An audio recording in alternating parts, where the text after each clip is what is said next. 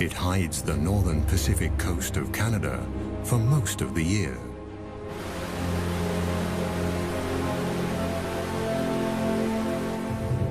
This is the Great Bear Rainforest, a forest full of mysteries and wild creatures.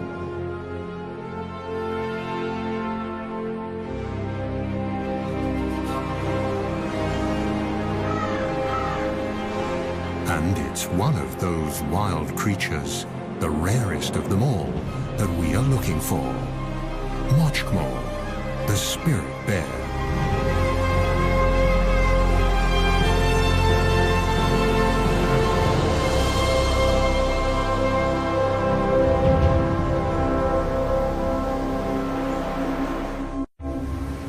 There are no roads in the Great Bear Rainforest.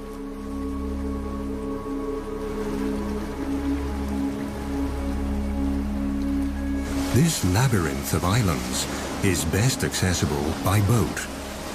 These people, scientists, have to approach this rugged coastline from the water to reach the unique temperate rainforest and discover the secrets it holds.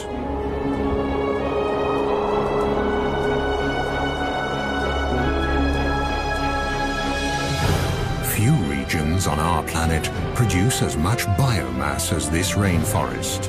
It's the world's largest and most productive temperate rainforest and thrives along the west coast of Canada, a vast 300-mile-long expanse of fjords and islands along the North Pacific.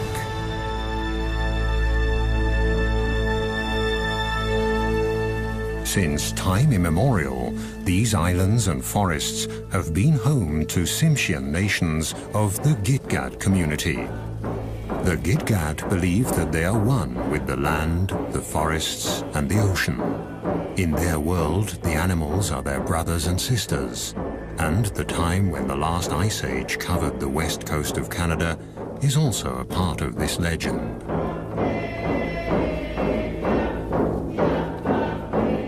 Raven, the creator, wanted to leave a memento of the Ice Age, and so he decided that every 10th bear should have white fur.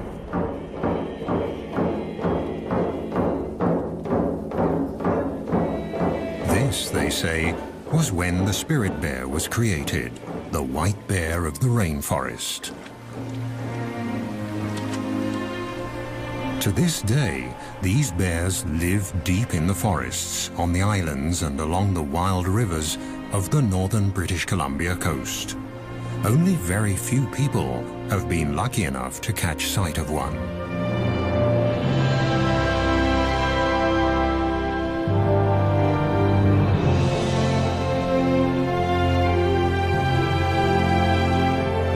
Like a gigantic wall of granite, the coast mountains block the clouds that roll in from the Pacific Ocean, causing them to rise up and drop their moisture. This almost incessant precipitation is the motor that drives the rainforest. A motor that never stops and never falls silent.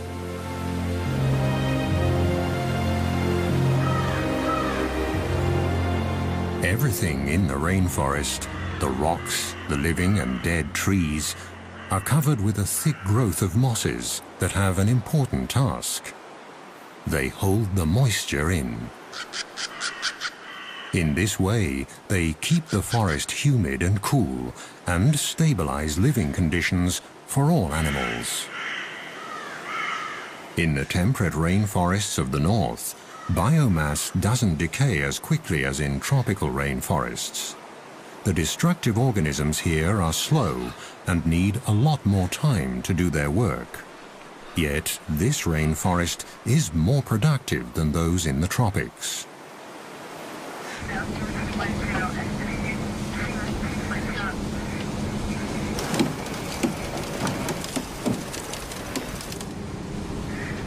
In this remote region, it isn't easy to do research or even travel at all. Very few smaller boats venture this far north along the wild, rainy coast. The only chance to find the bears is when they come down to the streams for the one big event of the year. The arrival of the salmon in late summer. For now, though, all is quiet.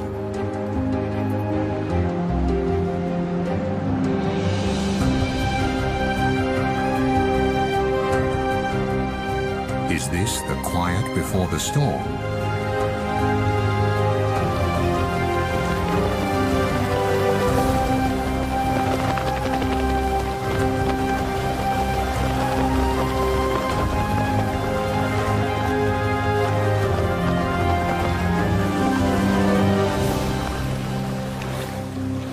On the outer islands, the group discovers a pack of coastal wolves. These rather small wolves are a genetically distinct subspecies of the grey wolves that live further inland. They've been isolated here on the islands since the last ice age, and one aspect of their behavior is unique. They're the only wolves that feed on fish. In fact, they live on fish and beached carcasses of marine mammals.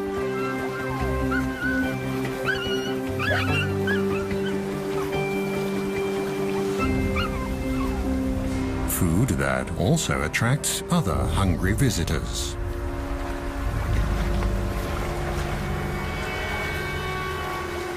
But the pups have nothing to fear from the black bear. During the spring and summer months, the bears eat berries and grass, and they move slowly to save energy, because there are not enough nutrients in the grass to help them gain weight. The river otters living on these islands have also adapted to the salt water. The bear is no threat to them either. They're quick and clever.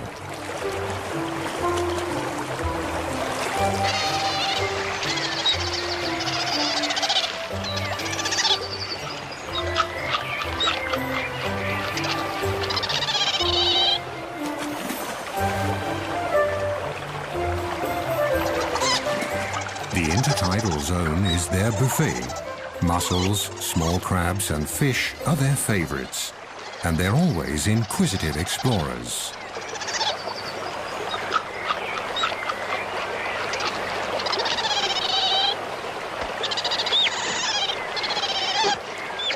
The ravens, the heralds of the rainforest, announce a visitor.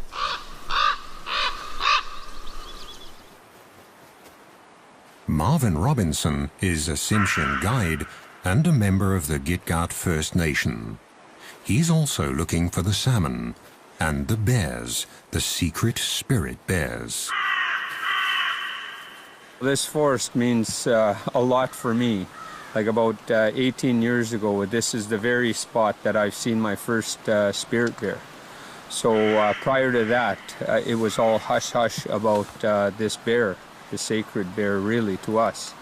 And we weren't even allowed to talk about it anytime. We were told to keep quiet. If we seen one, don't tell nobody. It was a special treat to whoever got to see one.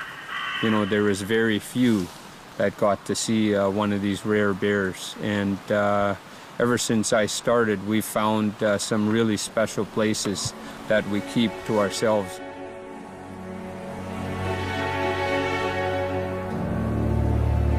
And indeed, the places here are special. On the outer islands, waves and winter storms have created magical beaches. Most of the islands in the Great Bear Rainforest are rocky and precipitous. Wide estuaries and shallow coves are rare. But the steep cliffs also offer food. Here, with a little luck, a visitor could get a first glimpse of the mystic animal the experts are looking for, the famed spirit bear, one of the rarest animals on Earth.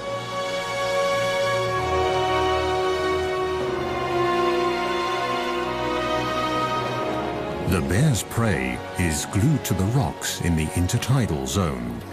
Barnacles grow in the cold waters of the North Pacific, and at high tide, when they're covered with water, they look almost like animals from another world.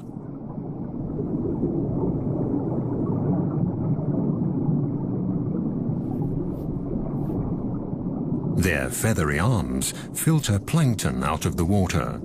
It's hard to believe that these little creatures are related to crabs.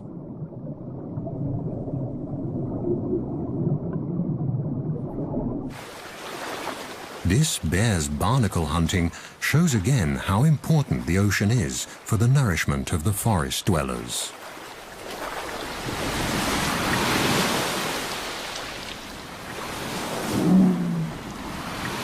And there's enough nutrition to feed even the largest animals that roam the waters, the whales. At low tide, barnacles and mussels are exposed along the rocky shores. Their shells are closed tight. For the spirit bear, detaching them from the rocks is no problem, and the reward is a very tasty snack.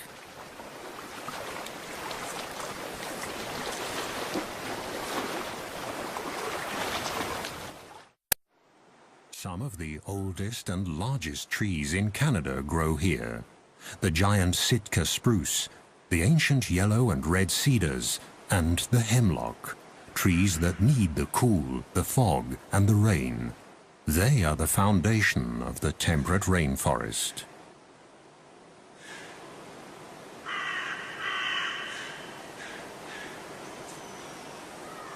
In August, the sweet fragrance of ripening berries wafts through the forest. Bright red huckleberries, elderberries, salal and blueberries, and many others grow in abundance.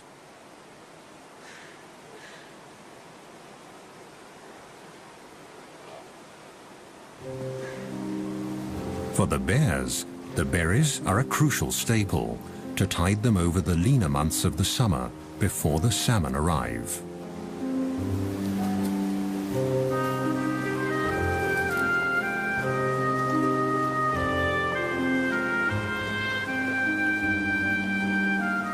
The spirit or Commodie bears are not albinos, but white black bears, a mutation that probably dates back to the last ice age. And between the rocks and the trees, white is a good camouflage. The bear's sweet tooth also helps the bushes to spread. They pass up to 400,000 seeds per day in their droppings. Thus, the plants colonize new territory.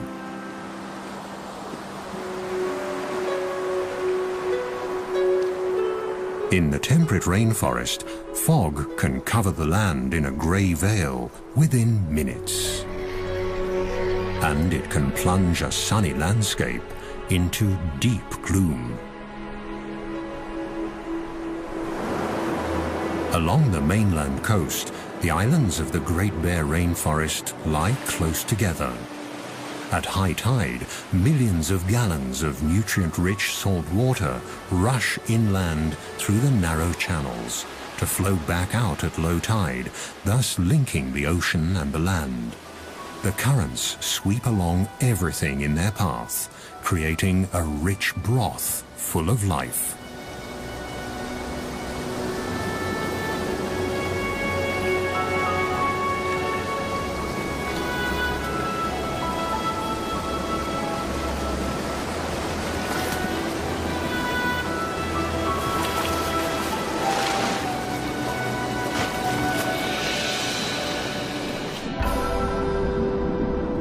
In August, huge schools of young fish migrate into the waters between the islands. Close behind the fish are the humpback whales. They throw nets of air bubbles to track their prey.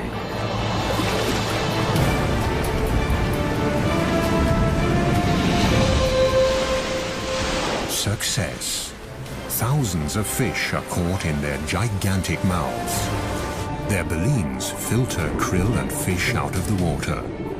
Again and again, the whales will feed for days. But Mother Nature is prepared and sends a constant stream of fish north along the coast and into the archipelago of the Great Bear Rainforest. They all get their share, large and small, young and old. This is the land of milk and honey, the Galapagos of the north. The productive zone extends far below the water. The species here are not as numerous and varied as in a tropical coral reef, but the vibrant colors and the sheer size of the underwater organisms can easily measure up to the tropics. Deeper down, among colorful mollusks and cold water corals, the ocean harbors another secret of this region, a life form from the age of the dinosaurs, a glass sponge. The intricate and beautiful structures of this 300-million-year-old organism are made of glass and very fragile. The rivers and streams of the Great Bear Rainforest wash sediment into the ocean constantly, and the nutrients slowly sink down and feed the coral. Its red branches that can thrive in this 6-degree cold water are the perfect hideout for small crabs and fish.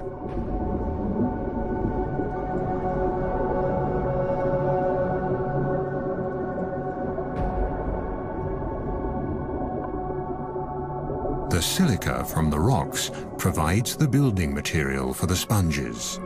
With a little help in the form of sand and water, they can make glass. There are even whole glass reefs on the continental shelf, about 600 to 1,000 feet below the surface.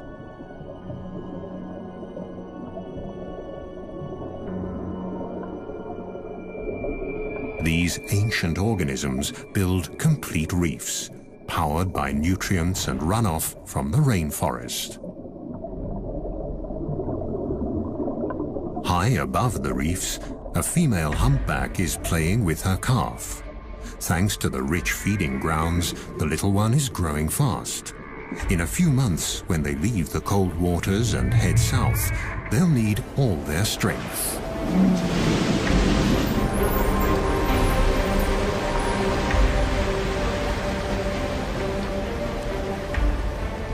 The mother breaches, a behavior that can be seen quite often here.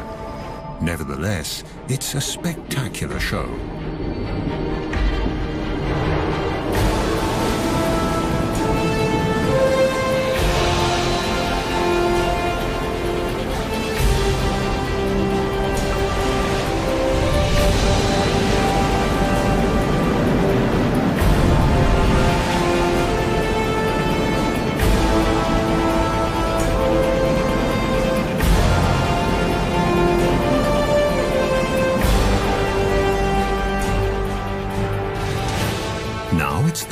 September, and the fish run that all the animals here are anxiously waiting for is approaching.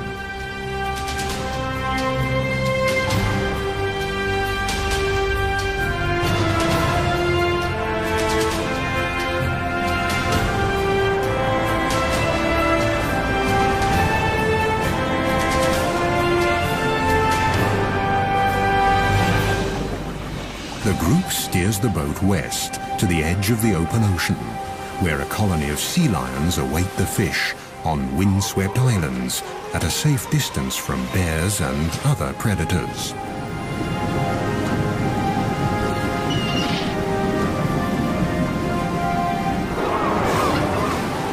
The Steller sea lions are the largest of the eared seals. They're an endangered species that lives on the rugged outermost islands along the Pacific coast.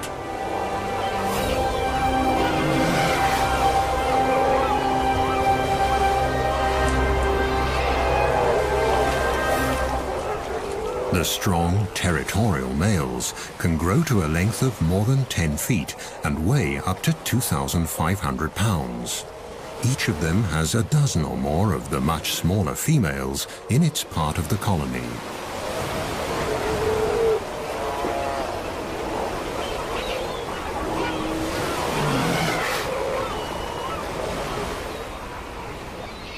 Since the 1970s, their numbers have plummeted, and scientists have yet to find out why.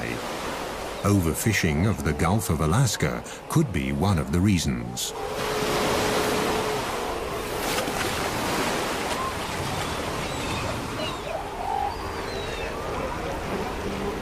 The weather turns. The first heavy rain of approaching autumn triggers the epic fish run. After 2 years in the ocean, the salmon are now returning to their birth streams.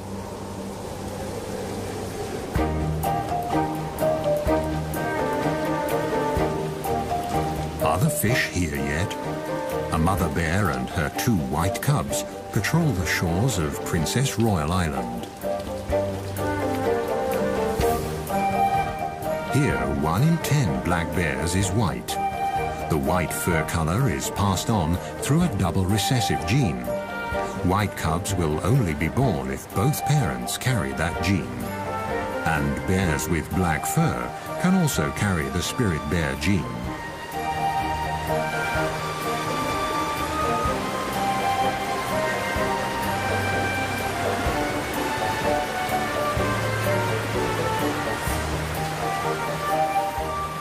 Eagles and river otters are the first to discover the approaching salmon run, which they are awaiting impatiently at the mouth of the river.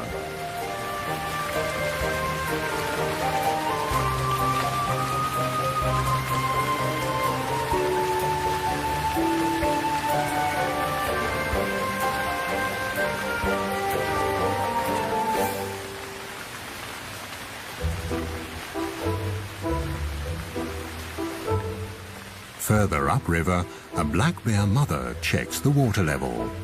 It's still too low for the salmon to come. This little bear will see the salmon run for the first time in his life.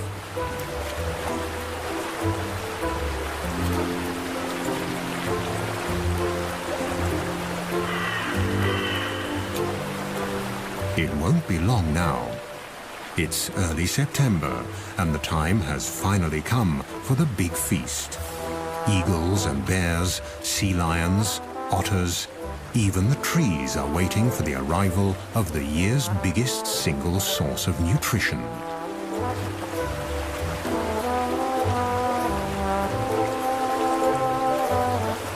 And the big feast will also complete the yearly cycle. Shortly afterwards, the bears will start looking for winter dens.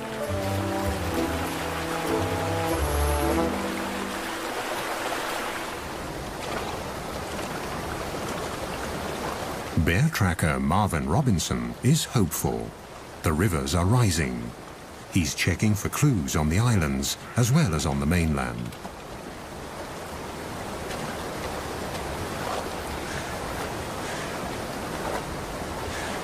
Across the channel from Princess Royal Island, a grizzly mother and her 2-year-old are also checking the waters. Grizzly bears live on the mainland, leaving the islands to the black bears.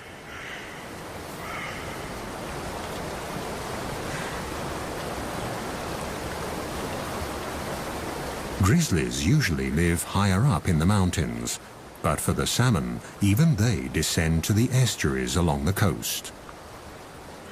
Marvin is concerned. The rains came late.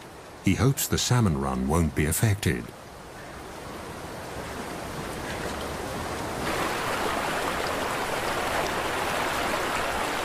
Now, at last, the water levels are rising.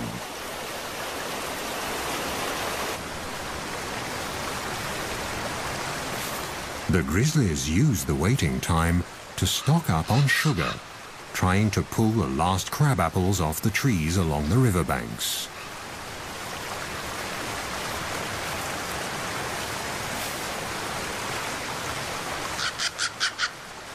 For the mother bear and her young, this will be their last winter together.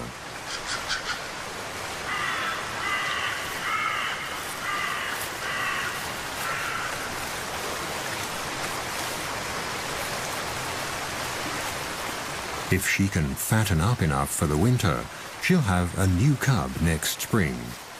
But if the salmon run isn't good enough, she'll reabsorb the already incubated egg in her womb during hibernation. Still no salmon, but now the autumn rains have really picked up. This region gets an incredible 4,500 millimeters of precipitation per year. That's 4 times the rainfall of a wet city like Vancouver, further south along the coast. This is a true rainforest. Autumn has arrived, and the first geese are migrating.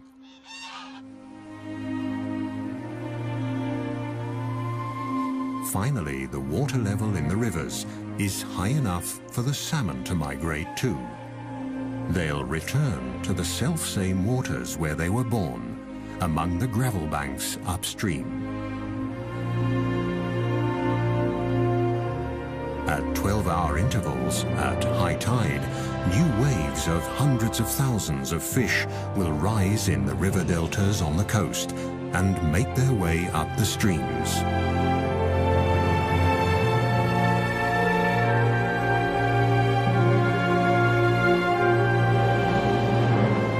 The clear waters of the wild streams along the northern coast of British Columbia are the habitat the salmon need to reproduce. In this fish run, humpback and silver salmon are returning, swimming up the rivers until they taste their birth waters.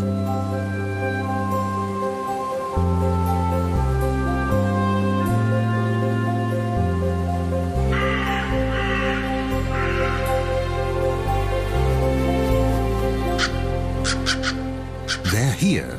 The ravens, the heralds of the forests, spread the news. It takes stamina and blind determination for the fish to get to where they have to go. It's now or never. This is their only chance to reproduce. But the predators are already lining up. From the seagulls to the otters, they all want their share. For the animals of the Great Bear Rainforest, the waiting is finally over. Now it's time for fish and caviar.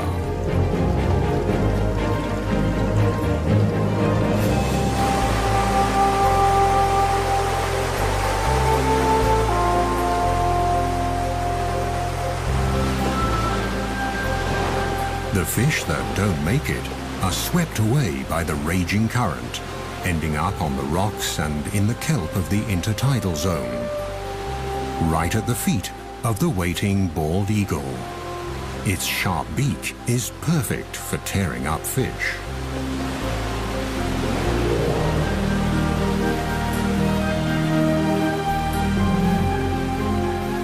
The gulls will get their fair share.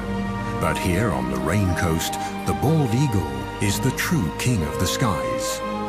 On the verge of extinction only a few decades ago, these magnificent birds have made an amazing comeback.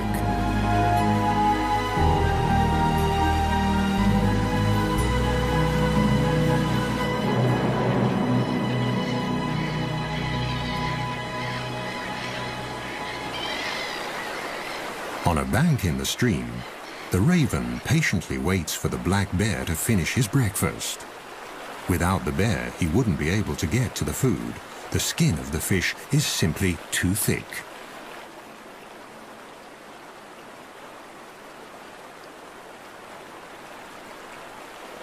Come on, haven't you had enough yet?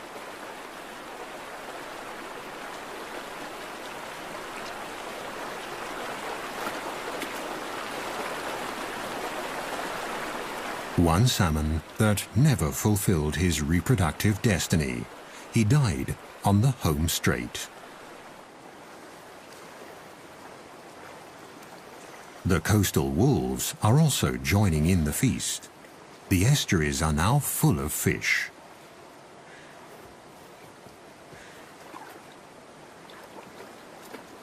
The youngsters are still learning the tricks of the salmon trade. They follow their mother, and she tries to teach them. But for them, catching fish is still a game.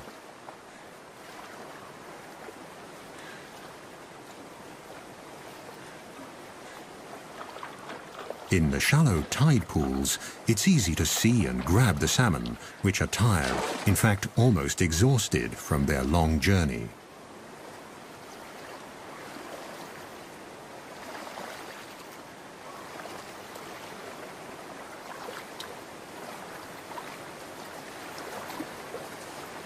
The death of this fish seems futile.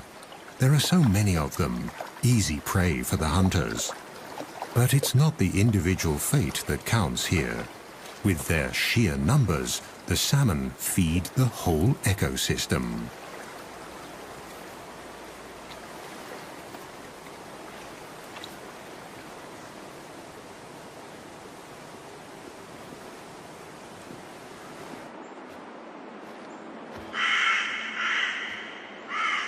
Further back in the forest, Marvin often finds leftovers. Sometimes the wolves carry the fish deep into the woods. The wolves don't consume the whole salmon. They only eat the brain.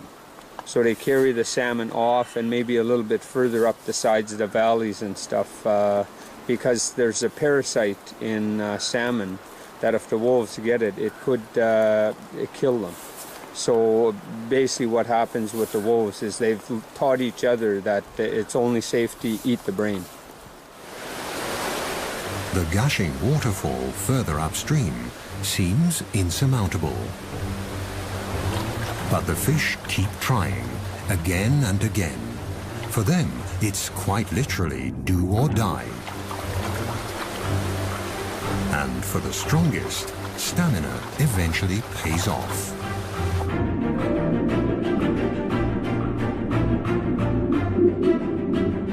This salmon was born here 3 years ago.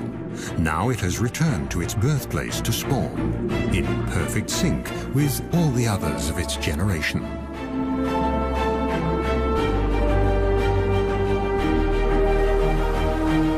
In the first few months after hatching, the fry will stay in their birth streams.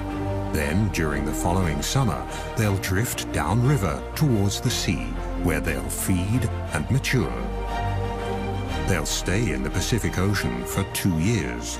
Then they'll return to the Great Bear Rainforest to spawn and die.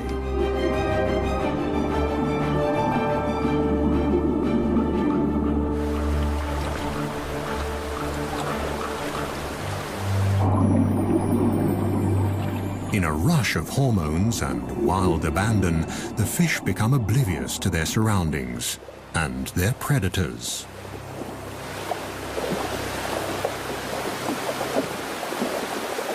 But even now, on their deathbeds, the males fight each other, hooking their deformed jaws together, expending their last ounce of energy for a better position to pass on their genes. The unique cycle of life in the temperate rainforest will be completed once again, as it has been every year since time immemorial. The gulls and all the other animals of the coast are the lucky beneficiaries.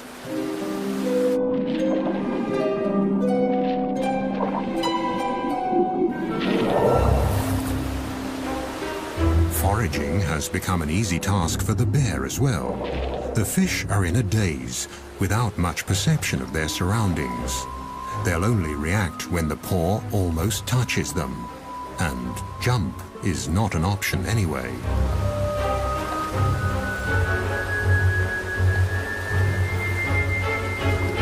The fish look battered. The journey has taken its toll. Now the bears can afford to pick and choose. This spirit bear even leaves a half-dead male salmon, discolored by fungi that have developed on its return to fresh water. The females that are still carrying their eggs taste much better.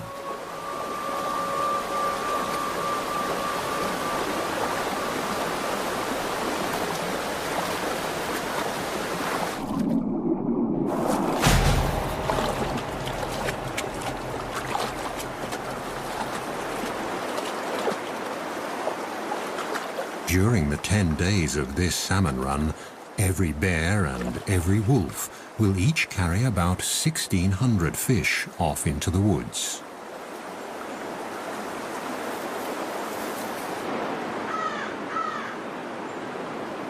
But it still isn't easy to find the spirit bears. Even for experienced trackers like Marvin, who take researchers and visitors to these streams, it's a special treat to watch the white bears during the salmon run. So far, they've only seen black bears and squirrels.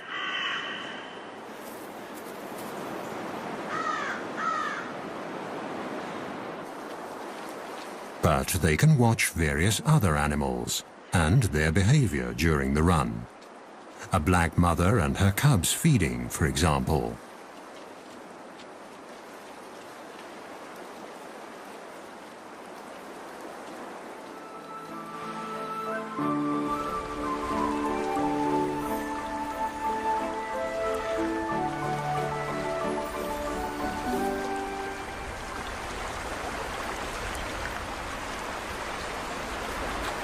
Let's see how to get to the fish. In the crystal clear water, they're easy to see, and they seem tired enough, so they should be easy prey.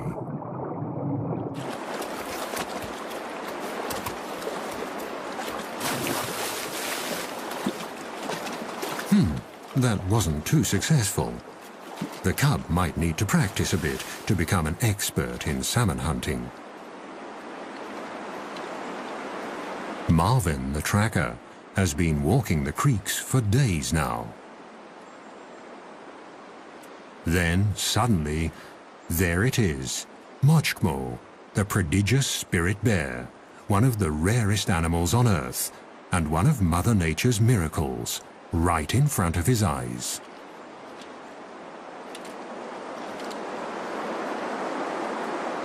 According to a scientific study, their white fur could give the Kermode bears a slight advantage in catching fish.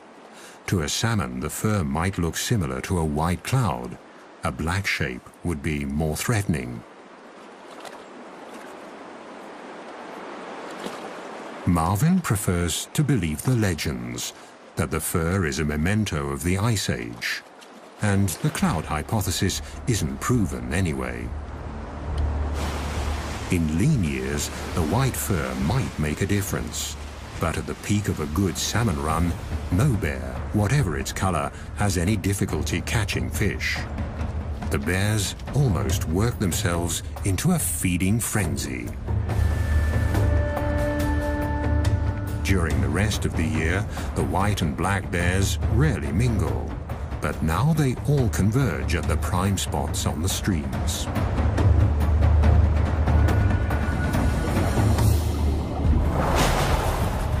Overall, the black bears seem more aggressive and wilder than their white cousins.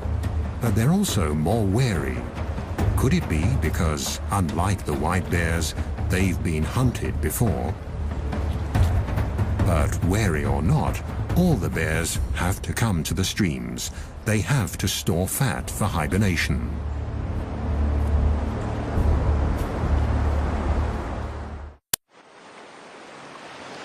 There has been enough fish here for man and beast for thousands of years. For the Great Bear Rainforest, it's a matter of survival.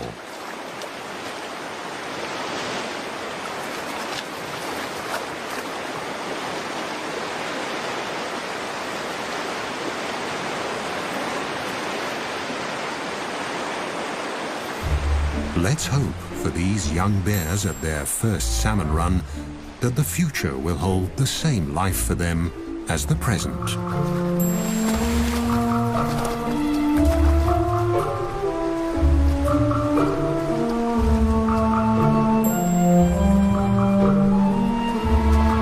According to native law, the black bears discriminate against their white siblings. When they meet, it's usually the white bear that backs off, even if it's larger.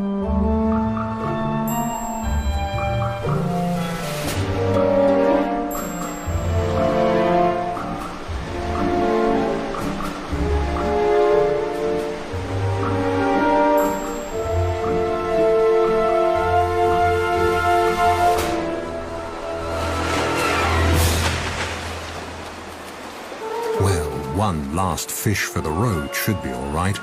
There are so many of them. But the envious competitor is watching, and so the spirit bear withdraws.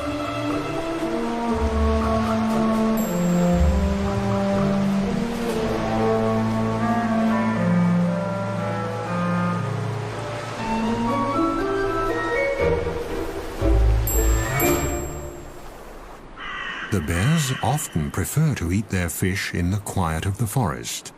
They use day beds in hollow tree trunks or small caves under roots where they rest and digest.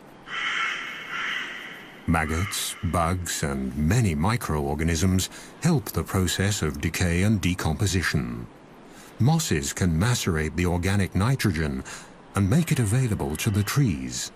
The salmon are actually feeding the rainforest. The thickness of the tree rings alone can show which years were good salmon years.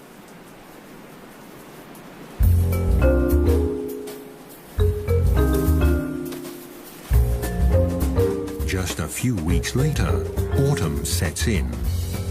The salmon run is over, but the forest and its animals have gathered crucial reserves and strength for the winter. Now it's time for some of the smaller ones to stash away seeds and other winter provisions.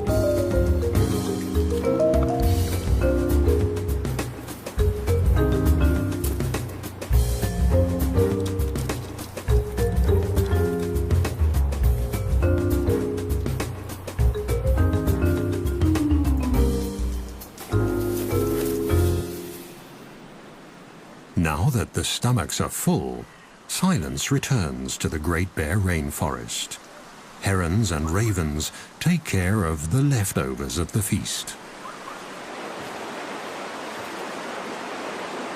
The remainder decays in or along the streams and is scavenged by the ever-present ravens. Whatever's left is swept into the ocean and becomes fertilizer, feeding the krill there. Nature almost seems wasteful, but this brief overabundance has a deeper purpose. The carcasses pass nutrients on into the water. This is their last gift to a new generation of salmon. Thus, the end of one fish run lays the foundation for the next. The parents make the ultimate sacrifice for the sake of their offspring. This cycle, already many thousands of years old, is the motor that drives the entire ecosystem of the temperate rainforest along Canada's northern Pacific coast. But it's not just the motor that makes a system function. Only if all the individual parts are in place, and in the right place, will the rare and special life forms along this coast survive. This is the insight the experts have come to on their way back from the expedition.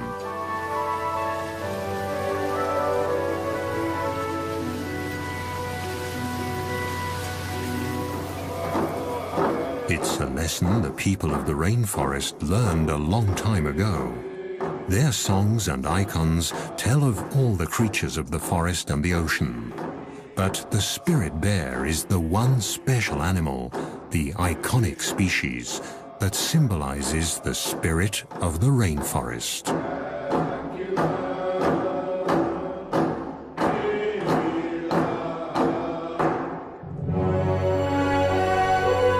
The freshwater streams and the mountains, the forest and the ocean, the winds, the plants and the animals, they all had to play their parts just right so that this temperate rainforest of Canada's northern Pacific coast could develop over thousands of years. It's a system that needs to stay intact, because only then will Mochkmo, the spirit bear, have a home for the future.